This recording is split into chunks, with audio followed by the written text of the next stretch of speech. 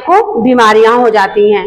उसी प्रकार से बच्चों जल प्रदूषण है, उसमें भी गटर के सीवेज के पानी जाते हैं गंदे, सब नदियां, गंगा यमुना जैसी नदियां भी अपवित्र हो जाती हैं।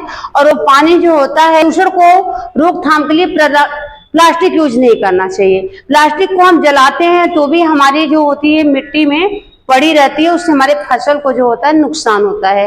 इससे बहुत बड़ी एक विकराल समस्या हो गई है। तो पहला हेडिंग प्रस्तावना में हम थोड़ा उसके बारे में लिखेंगे, एंड दूसरी हेडिंग लिखेंगे प्रदूषण के प्रकार। ये आपका पेज भरने का एक तरीका है कि कैसे हमारा बहुत सारे बच्चे को प्रॉब्लम्स होती है, पेज उसका नहीं भरता, राइट। तो हमको 3 पेज का लिखना होता है, ठीक है। वो लोग डायरेक्ट लिख देते हैं, लिखते तो बहुत अच्छा है बच्चे, बट मार्क्स कम हो जाता है। और ये हमारा क्या होता है, पेज भरने का एक तरीका भी हो जाता है और आपको देखने में भी अच्छा लगता है। प्रदूषण के प्रकार। अब प्रदूषण के प्रकार कैसे हैं, जैसे नंबर 1 है जल प्रदूषण। आप लोग मेन ही पॉइंट लिखिए, ऐसा नहीं कि आपको बहुत सारे पॉइंट लिखने हैं। नंबर 2 वायु प्रदूषण,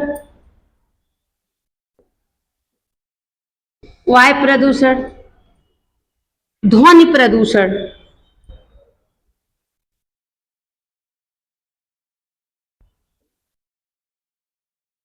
जो वाहन चलते हैं एंड बहुत सारे लोग साउंड तेजी में बजाते हैं, वो ध्वनि प्रदूषण होता है। और मृदा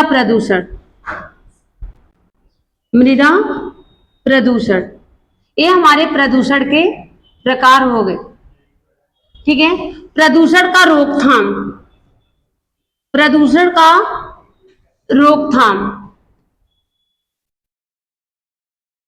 कैसे रोकथाम। और लास्ट की हेडिंग आप लोग लिख देंगे कि उपसंहार का मतलब कि हमारा क्या निष्कर्ष निकला, ठीक है। बस इतना आपका पेज भर गया।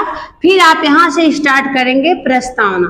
तो आपका देखिए बच्चों, आपका 5-6 लाइन जो है आपको ऐसे ही भर जाएगा, एंड अब आपको लिखना चालू करना। तो हमारा जब भी हमारा नए पेज से स्टार्ट करेंगे, निबंध कोई भी हो, निबंध में हो सकता है बेरोजगारी है, अनुशासन और प्रदूषण, राइट। तो इसका कारण क्या है, ठीक है। शिक्षा की कमी, जनसंख्या में वृद्धि, ये सब भी इसके कारण है कि भाई जनसंख्या इतनी तीव्र गति से बढ़ रही है कि जो प्रदूषण का एक बहुत बड़ा कारण बन गया है। शिक्षा, जो जिसको दोषपूर्ण शिक्षा प्रणाली से मतलब है भाई जैसा एजुकेशन होना चाहिए उस ढंग से एजुकेशन नहीं है, शिक्षा का अभाव है, इसलिए लोग कहीं भी कचरे डाल देते हैं, कहीं भी कुछ भी रैपर्स फेंक देते हैं, राइट। जब हमारी शिक्षा एकदम अच्छी रहेगी, मजबूत रहेगी, तो ये सब प्रॉब्लम्स नहीं आएगी। ये सब आप बातें लिख सकते हो, ओके। उपसंहार है, उपसंहार में यही इसी के बारे का जो बातें हैं, कुछ कोट्स लिखे जाते हैं। कुछ कोट्स का मतलब भाई हमारी सरकार जो है, सरकार तो रूल्स बनाती है बच्चों, नियम बनाती है कि हमको ये काम नहीं करना चाहिए, लेकिन सरकार के साथ साथ भी हमें उन नियमों का पालन करना चाहिए। ये कब हो सकता है, जब हमारी अच्छी शिक्षा प्रणाली रहेगी, राइट। तो हमारी शिक्षा प्रणाली अच्छी रहेगी तो जनसंख्या स्तर जो है ऑटोमेटिक बच्चों कम हो जाएगा। जब जनसंख्या का स्तर कम हो जाएगा तो हमारा जो लोग कचरे इधर उधर फेंकते हैं, ये सब चीजें करते हैं, सब नहीं होता है। और प्रदूषण में सबसे अच्छा हमें पर्यावरण मतलब पेड़ पौधे हमको लगाना चाहिए। तो जब आप हेडिंग के द्वारा लिखेंगे, आपका पेज भी भरेगा। आपका पहले ही पेज में समझ लीजिए 7-8 लाइन्स भर गया, और उसके बाद जो है प्रस्तावना से आप स्टार्ट करेंगे। और लास्ट का हेडिंग जो होता है उपसंहार, इसके कुछ कोट्स होते हैं।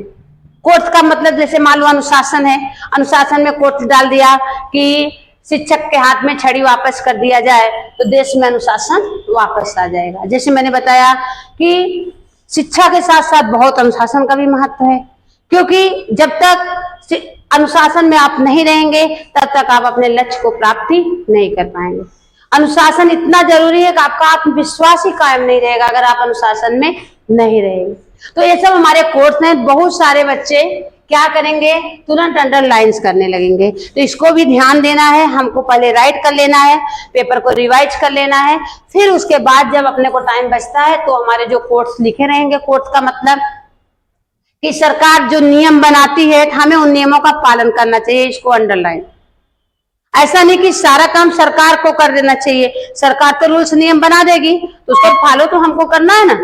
ये सब चीजें हमको बहुत ध्यान देना है, ऐसे हमारा बच्चों पेज भी बढ़ जाएगा।